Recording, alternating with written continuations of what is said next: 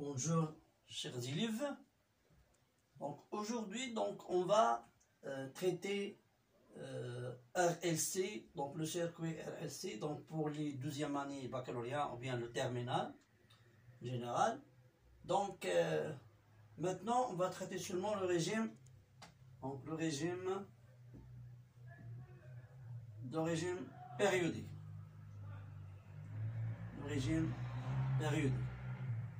Donc le régime périodique, c'est-à-dire on n'a pas d'amortissement. Donc, c'est-à-dire on n'a pas d'amortissement, c'est-à-dire l'absence de phénomène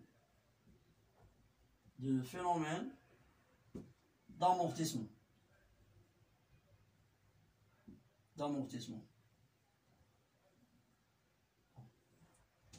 Régime périodique, c'est-à-dire l'absence de phénomène d'amortissement.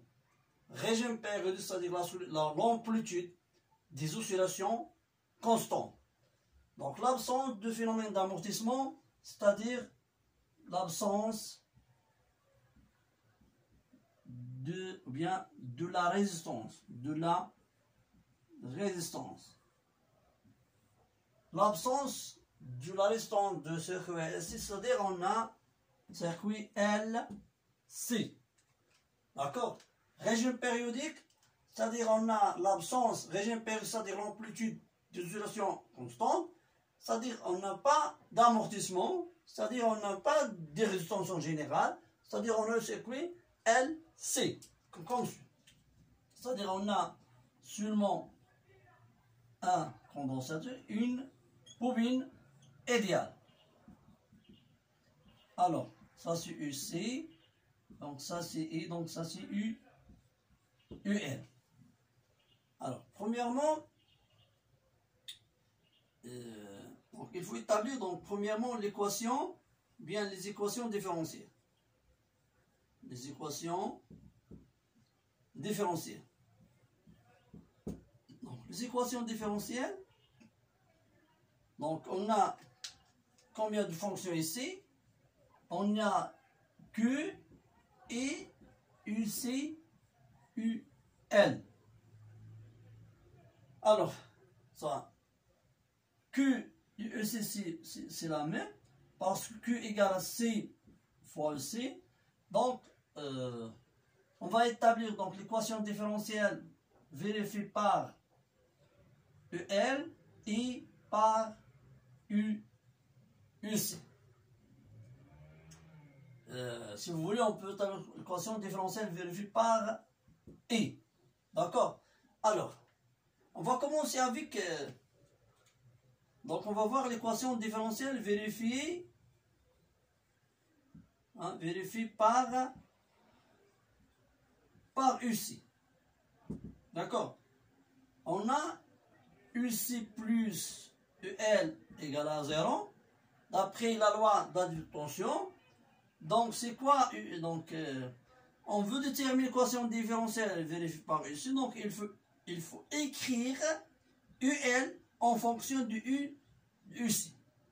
Donc, UL égale à L d de I sur d de T plus R fois E. Alors, on a une bobine idéale, c'est-à-dire que ce terme égale à 0. D'accord? Donc, c'est quoi E? E égale à C, d de C sur d de T. Alors, UL égale à L, d de E sur d de T. I égale à C, d de sur d de T. Et on veut écrire, donc l'objectif c'est d'écrire UL en fonction du UC. Alors, UL égale à L. Donc, la dérivée de I, donc ça c'est constante. Elle reste constante. Et la dérivée, ça c'est le dérivé premier, donc on obtient la dérivée seconde du sur d de t carré. D'accord? Alors, maintenant, on remplace EL dans cette expression, on obtient une équation UC plus LC, la dérivée seconde sur d de carré égale à 0. On peut l'écrire sous forme d'ici de t carré plus 1 sur L si UC égale à 0. Alors, ça c'est l'équation différentielle d'ordre 2 vérifiée par UC. D'accord? Alors, est-ce qu'on peut établir l'équation différentielle vérifiée par EN? L'équation différentielle vérifiée par EN, bien sûr, on peut le faire. Donc, regarde ici, on a UC plus EL, UC plus L égale à 0, c'est-à-dire UC égale à moins EL. Alors, on remplace UC par moins EL dans cette équation. On obtient moins la dérivée seconde L plus dt carré plus LC fois moins L égale à 0. On multiplie moins. Bien, on peut simplifier avec moins. On obtient cette équation, la dérivée seconde de L dt carré plus 1 sur LC UC égale à UL, d'accord, égale à 0. Alors, toutes les fonctions, en général, vérifient même équation, la dérivée seconde plus 1 sur LC fois la fonction. La dérivée seconde de la fonction plus LC fois la fonction égale à 0. Ça, c'est que et C, S, toutes les fonctions vérifient même équation. Alors, ça, on passe maintenant à la résolution de ces équations. La résolution, ou bien la solution, la résolution de l'équation différentielle. De l'équation différentielle. Alors, ce type d'équation mathématique admet une solution périodique. Alors, soit l'équation différentielle vérifiée par E sub N. Donc, par exemple, on prend l'équation différentielle vérifiée par UC. Donc, on s'appelle équation 1. Donc, l'équation 1 admet une solution périodique, s'écrit sous forme UC de T égale à UM, ça c'est l'amplitude, fois cos 2P T0 T plus phi. Alors, ça c'est la solution de cette équation. Et cette solution périodique. D'accord?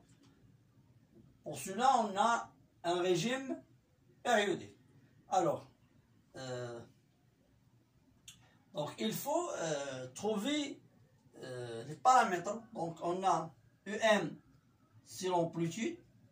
Il faut le déterminer. On a T0, c'est la période propre. Il faut les déterminer aussi. Il faut le déterminer.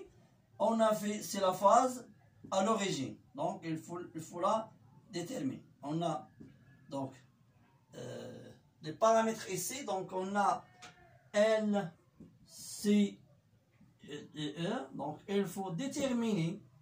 Ça, sont des fonctions. Ça, sont des fonctions. Et ça, sont des paramètres. D'accord? Donc, il faut déterminer ces paramètres en fonction du paramètre circuit. Comment? Alors, on va commencer maintenant pour trouver ces paramètres. Alors, comment on fait pour déterminer ces paramètres? Premièrement, on a combien de paramètres? On a 3 paramètres. Alors, pour trouver ces paramètres, on a besoin de 3 équations. Hein? On a besoin de 3 équations pour que le système est fermé mathématiquement. Premièrement, on a les conditions initiales. Alors, les conditions On a les conditions initiales. Avant de commencer les conditions initiales, si on met, bien, si on substitue cette solution dans l'équation, on peut trouver quelques paramètres. On va commencer maintenant. Donc, on a l'équation séquence, c'est la dérivée seconde, plus 1 sur LC, UC égale à 0. La solution UC de T égale à EM, cosinus 2P de 0T plus phi. J, une technique mathématique, on peut considérer cette expression comme fonction f de t égale à 2p t0t plus phi. D'accord? Alors, la dérivée de cette fonction d de f sur d de t égale à 2p fois t0. Ça. Et cos, sont des rapides, hein? Cosinus f de t prime égale moins f prime cos f de t. Donc, sinus f de t prime égale à moins f égale à f prime fois cosinus f de t. Alors, ce sont des rappels mathématiques. On va commencer maintenant. Donc, avant de substituer cette solution dans l'équation, il faut préparer la dérivée seconde. Alors, d de c sur d de t, donc, égale um. Donc, cos f de t égale à moins f prime, c'est-à-dire moins 2p sur t0 fois sinus f de t. D'accord? Donc, la dérivée seconde,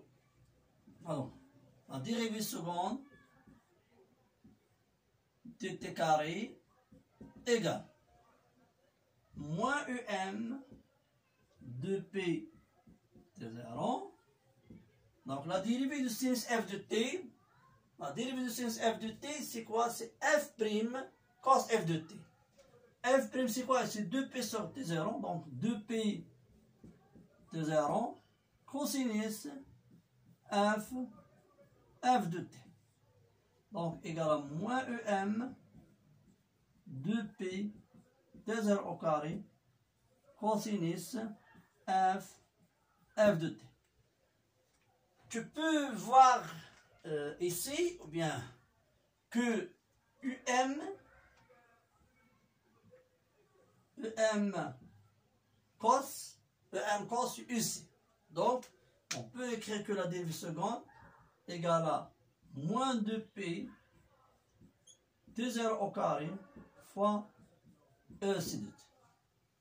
Alors, c'est-à-dire que la dérivée seconde UC sur t carré plus 2p t0 au carré fois UC égale à 0. Alors, quand on remplace cette solution dans l'équation, on obtient cette expression. Alors, c'est-à-dire on a construit, bien on a reconstruit l'équation différentielle via la solution.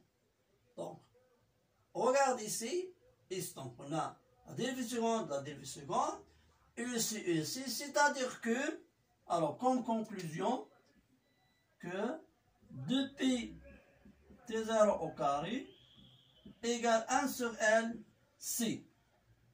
C'est-à-dire 2p t0 égale à 1 sur racine L C. Alors, t0 égale à 2p racine L C. Alors, ça c'est une méthode, hein? Ça c'est une méthode mathématique pour déterminer l'expression de la période t0. Donc, on a besoin, donc il reste que EM et phi. Alors, comment on peut déterminer EM et phi? Donc, d'après les conditions initiales,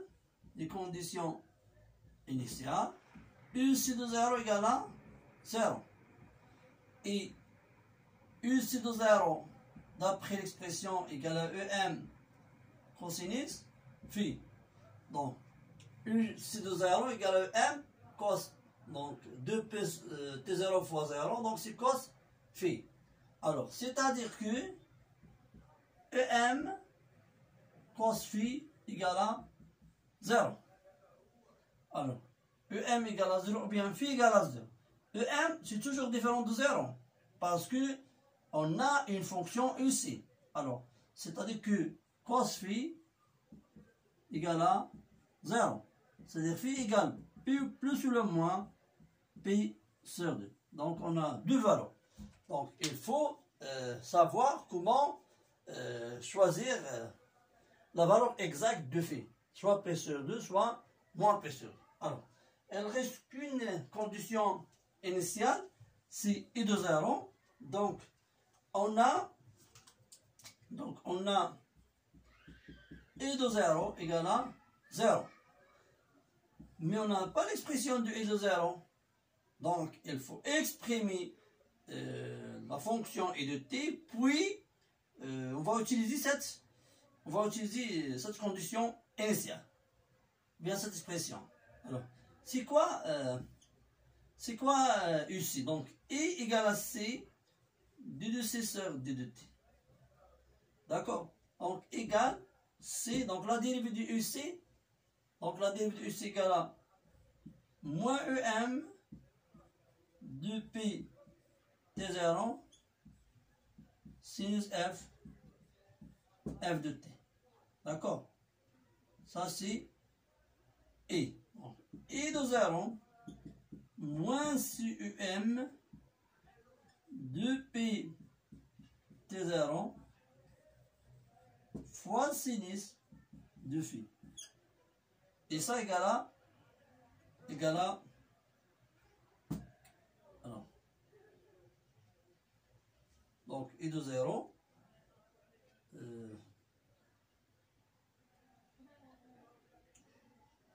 donc c'est E. Attention, E c'est égal à E na. Donc c'est E c'est de 0 égale à E. Là c'est E na. Donc on a ça c'est donc c'est E. D'accord. Ça suffit donc EM cos phi égale à E. Pardon. Donc EM cos phi égale à E. Ça c'est I de 0 égale à 0. C'est-à-dire que sinus phi égale à 0. D'accord? C'est-à-dire phi égale P ou bien 0. On a deux valeurs. P ou bien 0. Donc EM cos phi égale à E. Donc EM positif, E positif, maintenant cos, d'accord? C'est-à-dire que cos phi est positif. Cos phi positif, c'est-à-dire phi égale à 0. Alors, donc cos P égale à moins 1, cos 0 égale à 1. Donc, si cos de 0 égale à 1, c'est-à-dire que EM égale à E. Alors, maintenant, on a bien déterminé l'expression de UC de T. Donc, EC de T égale, hein, donc, UC de T égale E cos 1 sur racine L C fois T. Ça, c'est UC de T. Donc, on peut déterminer l'expression de I de T aussi, d'accord, et de déterminer aussi EL, hein, d'accord. Donc, on va voir comment exploiter cette solution. Donc, exploiter cette solution, c'est-à-dire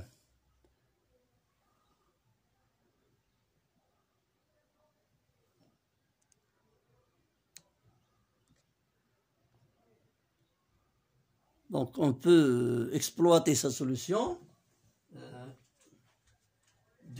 pour déterminer E de t, hein, c'est EL de t, hein, etc.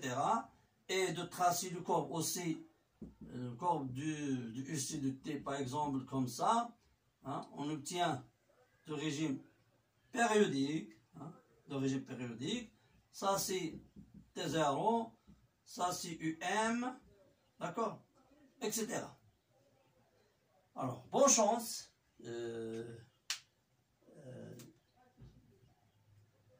Après, dans la troisième vidéo, donc on va traiter le régime pseudo-périodique, régime apériodique, et comment déterminer l'énergie dissipée par l'effet Joule d'après une étude expérimentale. Bonne chance. S'il y a des questions, vous pouvez les laisser dans les commentaires.